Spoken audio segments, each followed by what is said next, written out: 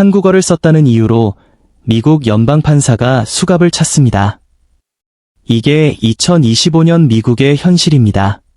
그녀는 아무 잘못도 하지 않았습니다. 단지 어머니에게 "엄마, 잘 지내시죠?" 라고 한국어로 안부를 전했을 뿐입니다. 그런데 그 순간 한 여성이 달려와 그녀를 막아섰습니다. "여기 미국이에요. 영어로 말하세요. 당신 정말 판사 맞아요." 모욕은 거기서 멈추지 않았습니다. 신분증을 빼앗기고 한국어로 된 메모는 갈기갈기 찢겨졌습니다. 이딴 글자가 법정에서 뭔 소용이야? 혹시 테러리스트 아냐? 그녀는 침묵했습니다. 하지만 그건 굴복이 아니라 폭풍 전의 고요였습니다.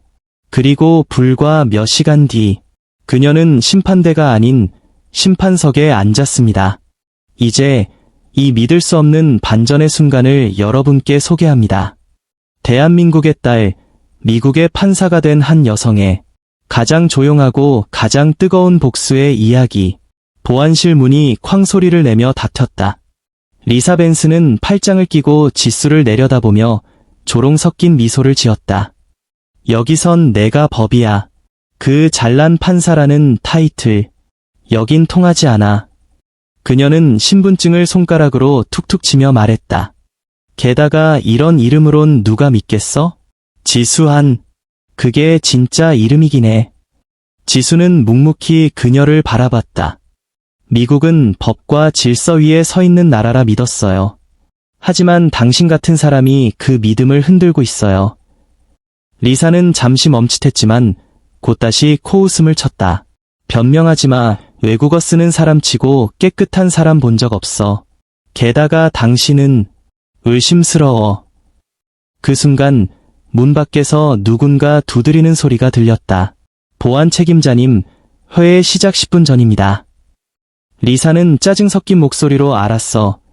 라고 소리친 뒤 지수에게 마지막으로 말했다. "이제 나가.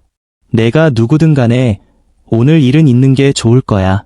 아니면 법정 안에서 창피당할 테니까." 지수는 천천히 자리에서 일어났다. 신분증과 찢긴 메모는 여전히 책상 위에 널려 있었다. 그녀는 그것들을 조용히 주워 들고는 고개를 빳빳이 들고 말했다. "리사 벤슨, 당신은 지금 이 순간 당신 인생에서 가장 큰 실수를 했어요. 곧 알게 될 겁니다. 제가 누구인지." 복도로 나서는 지수의 발걸음은 한치의 망설임도 없었다. 그녀의 구두 소리는 복도 전체를 울렸다.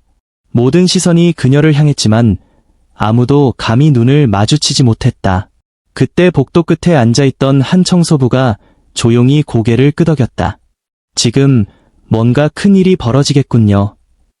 지수는 그 고개 끄덕임이 마치 연대의 신호처럼 느껴졌다. 그리고 그 순간 그녀는 결심했다. 오늘 그들의 위선과 오만을 끝장내겠다고. 그녀는 천천히 연방법정 사무실 문을 밀었다. 그리고 정의는 마침내 심판의 자리에 앉을 준비를 마쳤다. 법정 안은 평소와 다름없이 분주했다. 변호인들, 피고 측, 기자들, 방청객들 모두가 일상처럼 굴고 있었지만 단 한 사람만이 오늘을 결코 평범한 하루로 만들지 않을 준비가 되어 있었다. 그녀, 지수한. 그 누구도 예상하지 못한 순간에 가장 조용한 방식으로 권력을 뒤집을 여인이었다. 입장하자마자 법정 내의 공기가 변했다. 지수가 곧장 판사석으로 걸어가자 사람들은 잠시 멈칫했고 뒤이어 하나둘씩 자리에서 일어났다. "판사님 입장." 서기의 목소리가 울려 퍼졌다. 리사 벤슨은 자신이 피고 측 증인석에 앉아 있으면서도 여전히 믿지 못했다. "말도 안 돼." 그녀는 중얼거렸고 고개를 들자 눈앞에 보인 건 바로 아까 자신이 조롱하고 위협했던 동양 여성의 얼굴이었다. 지금은 판사복을 입고 법정의 가장 높은 자리에 앉아있는 그 지수였다. 그 순간 리사의 얼굴이 하얗게 질렸다. 모든 오만과 비웃음은 사라지고 그 자리를 공포가 대신했다. 지수는 입을 열었다. 사건 번호 CS-2025 K-019 시민권 침해 및 직권남용 혐의로 피고 렉싱턴시 보안 책임자 리사 벤슨 외 2명에 대한 공청회를 시작합니다. 법정안은 숨조차 쉴 수 없을 만큼 조용했다. 지수는 조용히 서류를 펼치며 말했다. 사건 관련 주요 증인 아멜리아 클라크 출석해주세요. 젊은 여성이 증인석으로 걸어 들어왔다. 수줍은 눈빛이었지만 목소리만큼은 단단했다. 그녀예요. 저를 체포할 이유도 없이 밀치고 제 휴대폰을 빼앗은 사람 리사 벤슨입니다. 그 말에 리사의 어깨가 움찔했다. 지수는 고개를 끄덕였다. 정확히 어떤 이유로 그런 행동을 했습니까? 영상 촬영을 하고 있었을 뿐이에요. 제 남자친구가 억울하게 체포되는 장면을요. 지수는 아무 말 없이 오른손을 들어 올렸다. 법원 스크린, 증거 영상 1번 재생. 화면에 비친 건 그날 아침 보안 검색대에서 리사가 지수를 끌고 가던 장면. 이어지는 클립엔 리사가 지수의 메모를 찍고 신분증을 빼앗는 장면, 그리고 비웃으며 내뱉은 말들이 고스란히 담겨 있었다. 너 같은 애들이 뭔가 숨기고 있더라고. 한국말. 여기서 그런 거 안 통해. 변호사라고? 웃기시네. 방청객 중 몇몇이 숨을 삼켰다. 기자들은 황급히 노트북을 두드렸고 리사는 눈을 감았다. 그녀가 더는 부인할 수 없는 증거 앞에 무너져 가고 있었다. 지수는 담담히 물었다. 피고 리사 벤슨, 이것이 당신의 정상적인 절차입니까? 리사는 말이 없었다. 그럼 제가 답하겠습니다. 아닙니다.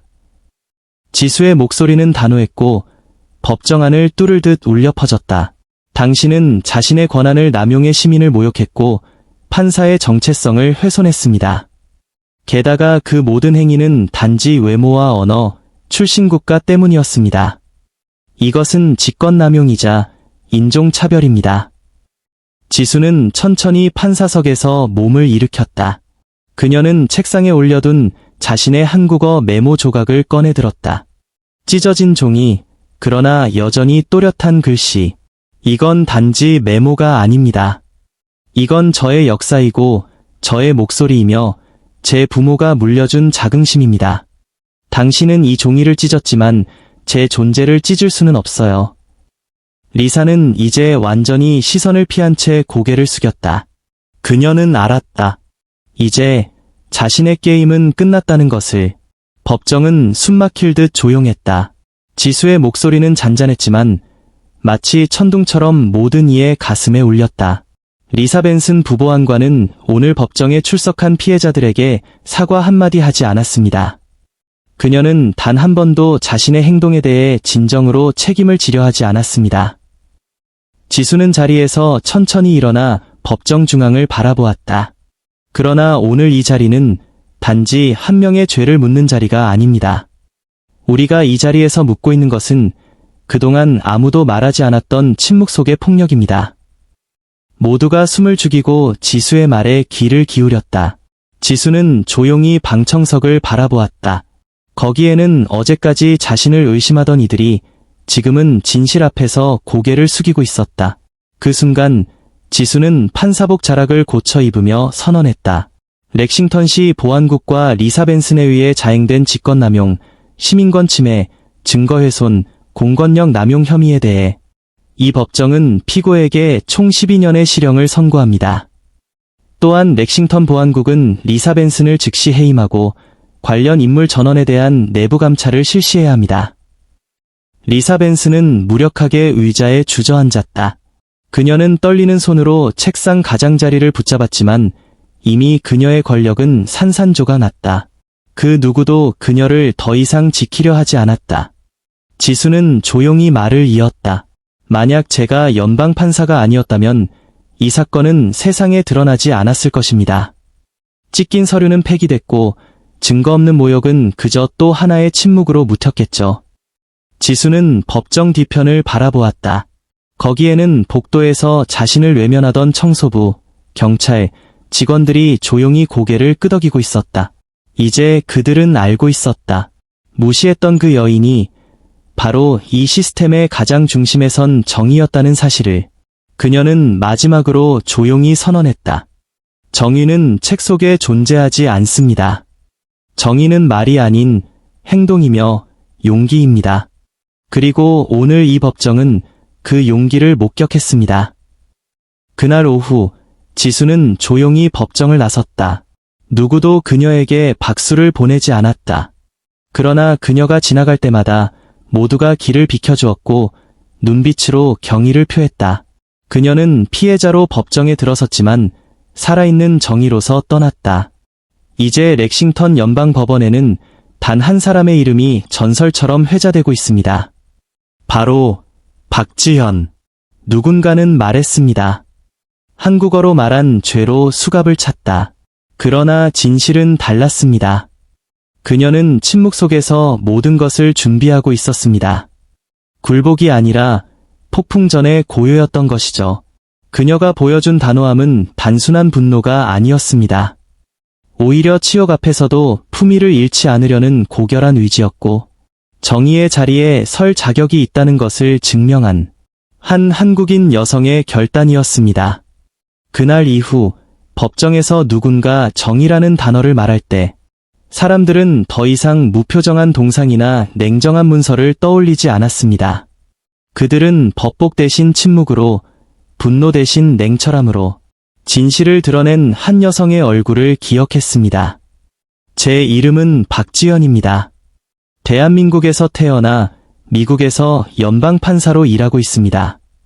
저는 제 언어를 부끄러워하지 않으며 그 언어와 함께 법을 해석하고 정의를 선포합니다. 이 마지막 인사와 함께 법정은 한동안 숨을 죽였습니다. 그날의 사건은 단지 한 명의 판사가 모욕을 겪은 것이 아니었습니다.